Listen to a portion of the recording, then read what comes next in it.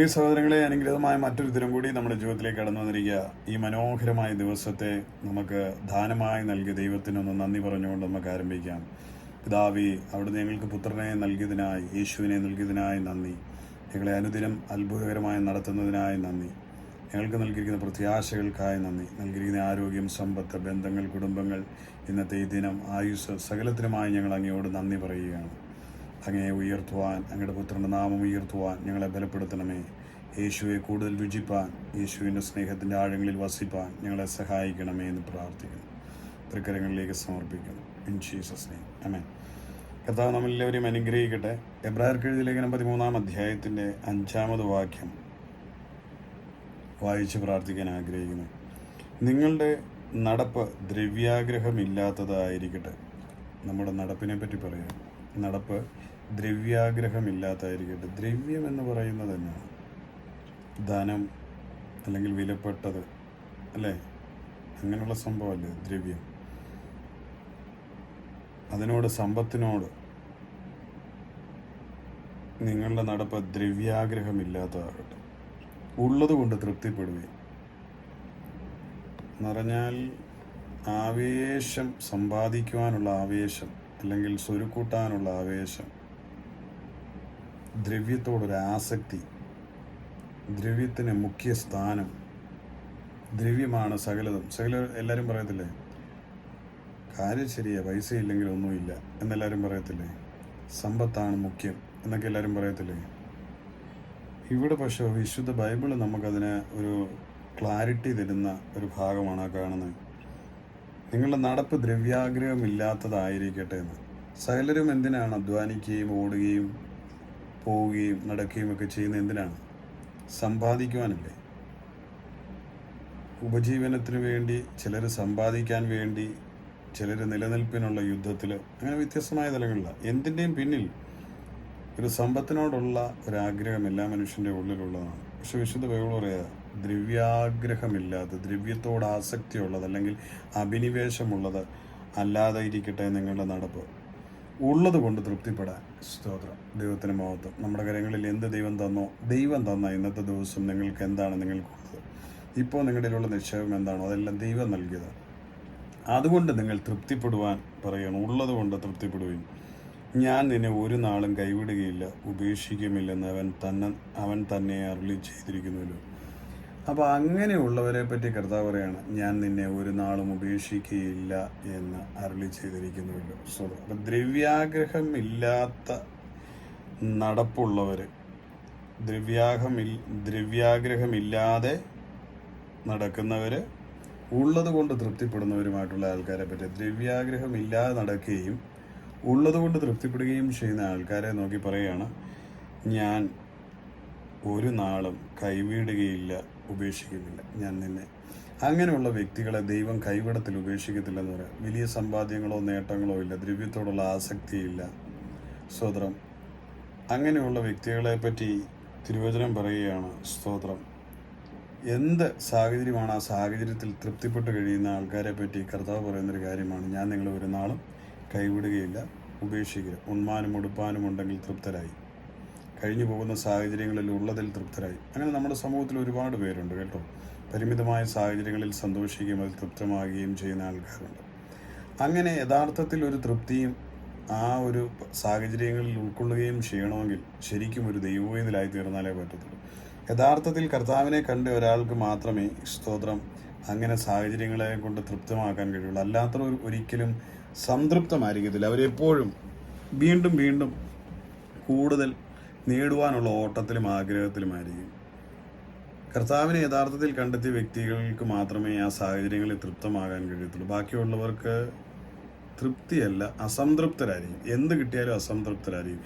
പിന്നെയും അടുത്തത്, അക്കരെയുള്ളത്, അല്ലെങ്കിൽ അടുത്ത ലക്ഷ്യം, അങ്ങനെയുള്ളൊരു ആവേശവും ആക്രാന്തവും ഒക്കെ ആയിരിക്കും.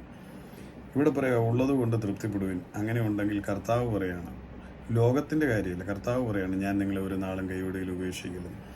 ദ്രവ്യാഗ്രഹമില്ലാത്തവനും ഉള്ളതിൽ തൃപ്തമായി ജീവിക്കുകയും ചെയ്യുന്ന, സംതൃപ്തമാകുകയും ചെയ്യുന്ന ഒരു വ്യക്തിയെപ്പറ്റി പറയും, ഞാൻ നിന്നെ കൈവിട്ട് കളയത്തില്ല.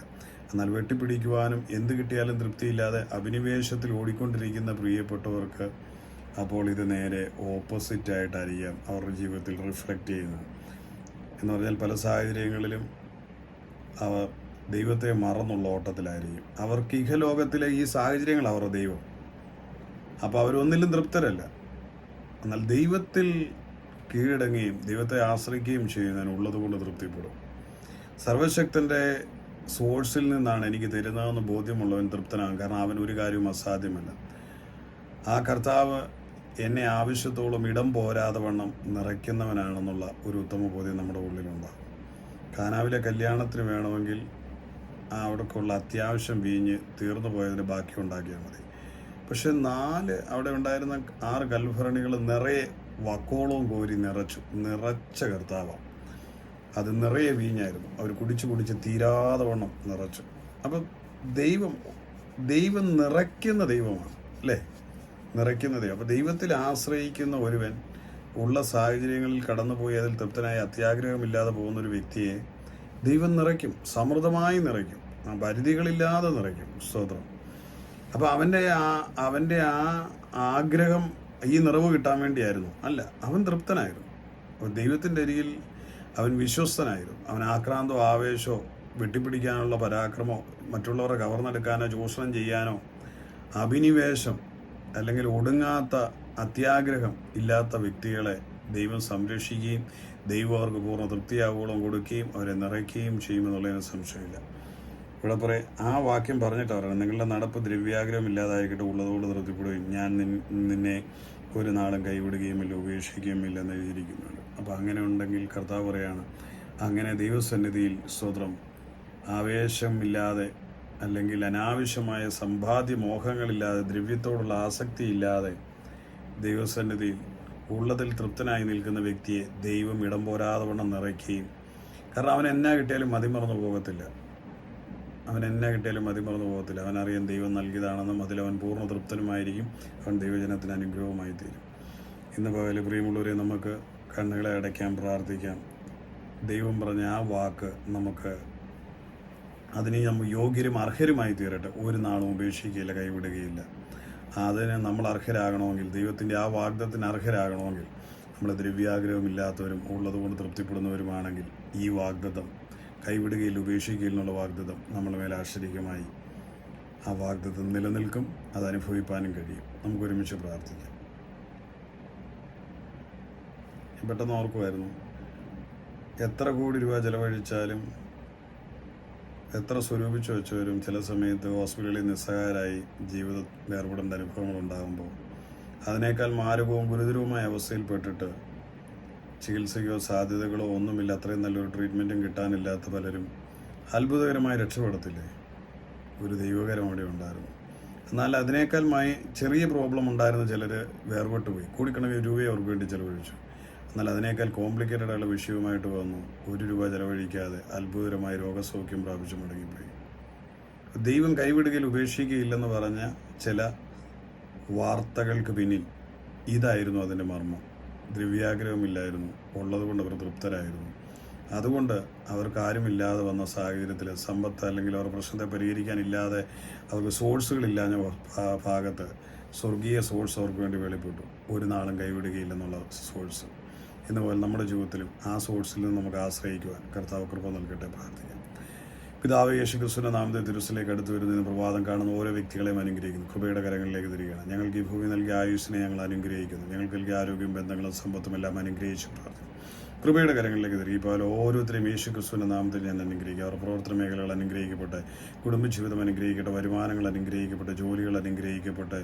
കർത്താവിൻ്റെ ഉള്ളംകരങ്ങളിൽ തിരികെ അതിനേക്കാളെല്ലാം ആത്മാവിൽ എരിവുള്ളവരും ക്രിസ്തുവിൽ കർത്താവെ ശോഭയുള്ളവരുമായി ഓരോരുത്തരും തീരേണ്ടതിനായി പ്രാർത്ഥിക്കും. തൃക്കരങ്ങളിലേക്ക് തിരികെയാണ്. പിതാവ് ഞങ്ങളുടെ പ്രാർത്ഥന കേൾക്കുന്നതിനായി സ്തോത്രം. ഇൻ ജീസസ് നെയിം ആമേൻ. കർത്താവിന് പരീക്ഷയ്ക്ക് പോകുന്ന കുഞ്ഞുങ്ങളെ പ്രത്യേകം ഓർക്കുന്നു, അവർക്കായി പ്രാർത്ഥിക്കുന്നു. കൃപയുടെ കരങ്ങളിൽ സൂക്ഷിക്കണം. അതുപോലെ അത്യാവശ്യങ്ങളുമായി ഇന്ന് കണ്ട് പ്രാർത്ഥനയോടെ ആഗ്രഹത്തോടെ ഇരിക്കുന്നവർക്ക് വേണ്ടി അത്ഭുത പ്രവൃത്തി കർത്താവ് വെളിപ്പെടണമേ. യേശു ക്രിസ്തുവിൻ്റെ എല്ലാ നാമങ്ങളെക്കാളും മേലായി യേശുവിൻ്റെ നാമം അവരുടെ ജീവിതത്തിൽ അത്ഭുതം പ്രവർത്തിക്കുന്നതിനായി സ്തോത്രം ചെയ്തു. കർത്താവ് എങ്ങനെ വിളിച്ചപേക്ഷിക്കാനും ആശ്രയിക്കുവാനുള്ള ഹൃദയൊരുക്കവും അവർക്ക് കൊടുക്കണമേ. യേശുവേ എന്ന് വിളിക്കുവാനുള്ളൊരു ഹൃദയൊരുക്കം കർത്താവെ കൊടുക്കണമേ. ആദ്യമായി കാണുന്ന ഓരോരുത്തരെയും അനുഗ്രഹിച്ച് പ്രാർത്ഥിക്കുന്നു. പിതാവ് പ്രാർത്ഥന കേൾക്കുന്നതിനായി സ്തോത്രം. ഇൻ ജീസസ് നെയിം ആമേൻ ആമേൻ. കർത്താവ് ഇവരെയും ഐശ്വര്യമായി അനുഗ്രഹിക്കട്ടെ. God bless you. Love you.